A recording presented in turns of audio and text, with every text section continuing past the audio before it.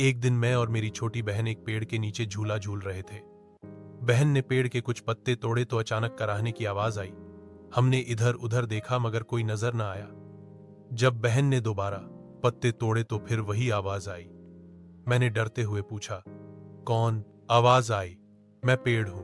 हम हैरान थे कि पेड़ कैसे बोल सकता है। पेड़ ने बताया कि जब उसके पत्ते तोड़े जाते हैं तो उसे दर्द महसूस होता है। मैंने माफी मांगी और कहा कि हमें मालूम न था कि पेड़ों को भी तकलीफ होती है। पेड़ ने बताया कि वह इंसानों को छाया, ताजी हवा और प्राकृतिक ठंडक प्रदान करता है। वह ऑक्सीजन भी देता है, लेकिन लोग सड़कें बनाने और आबादियां बसाने के लिए पेड़ों को काट रहे हैं, जिससे प्रदूषण और गर्मी बढ़ रही है। इसी वजह से दुनिया में ग्लोबल वार्मिंग हो रही है और जंगलों में आग लगती है।